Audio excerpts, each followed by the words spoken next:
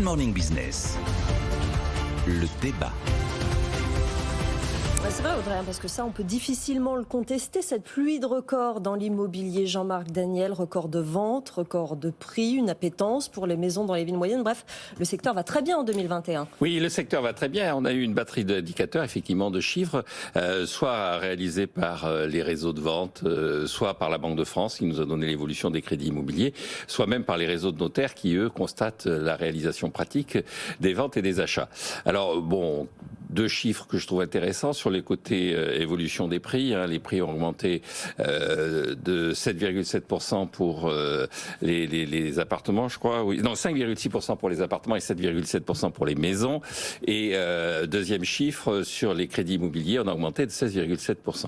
Alors, la tendance se maintient, même dans des endroits où on pourrait considérer que maintenant on a atteint vraiment le plafond. C'est le cas à Paris, d'autant plus que Paris continue à perdre des habitants. Là aussi, on a eu le chiffre de l'évolution de la population. Paris perd environ 10 000 habitants par an depuis une dizaine d'années. Donc on pourrait considérer que ça fait baisser les prix de l'immobilier. Il y a moins d'habitants, moins de demandes, donc les prix baissent. C'est pas le cas. Les prix sont légèrement en croissance ou stabilisés suivant les indicateurs.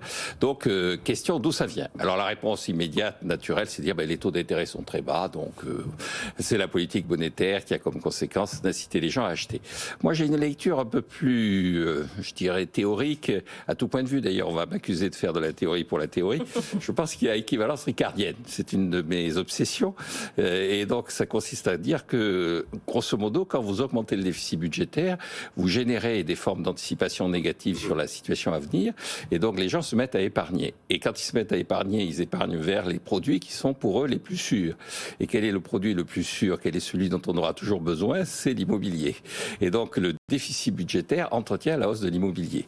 Alors, il y avait un article assez célèbre qui est référencé comme un des 100 articles de l'histoire de l'économie qui a le plus eu d'influence sur la théorie, qui est fait par Robert Barrault. Et Robert Barrault explique à la fin des années 80 que tout le monde est fasciné par la politique de Reagan, qui a fait du déficit budgétaire, qui a reconforté les classes moyennes. Mais il dit, mais avec cette politique budgétaire a eu comme conséquence de faire monter les prix. Et au lieu de favoriser les classes moyennes, il les a chassés de Manhattan.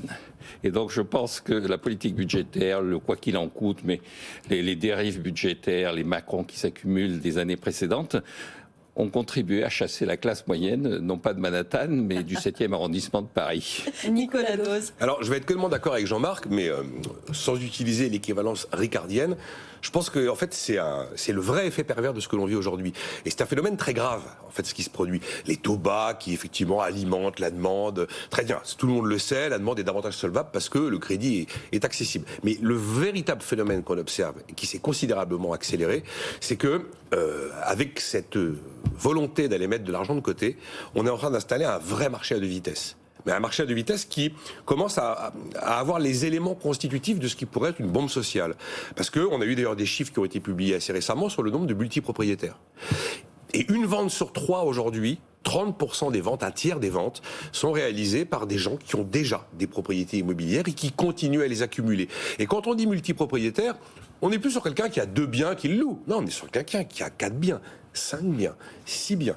Et donc, on est sur un tiers des ventes réalisées par des multipropriétaires, donc des investisseurs qui vont chercher effectivement de la valeur refuge. C'est une hausse de 100% en l'espace de 6 ans. Une hausse de 100%. Ce qui veut dire qu'en face, vous avez en plus, avec le durcissement des conditions qui ont été imposées par le Haut Conseil de la stabilité financière, sur le taux d'effort, sur la durée des prêts, vous avez des gens qui, malgré les taux très bas, ne peuvent plus supporter les prix qui sont aujourd'hui affichés, n'ont absolument plus la capacité d'aller emprunter, car ils ne peuvent pas avoir d'apport personnel. Et on a un chiffre, Jean-Marc a cité quelques chiffres de l'année 2021. Vous prenez les employés ouvriers de moins de 30 ans, la demande de ces gens-là, qui sont évidemment les CSP-, elle a reculé de 8%. Ce qui veut dire qu'on est en train d'installer un marché à deux vitesses, mais c'est pas simplement une observation économique, c'est une observation sociale. Et c'est un sujet qui n'est totalement exclu de la campagne présidentielle. Personne ne parle du logement. Personne ne parle de ces 42 milliards d'euros qu'on met tous les ans dans la politique du logement avec des résultats qui ne sont pas au rendez-vous.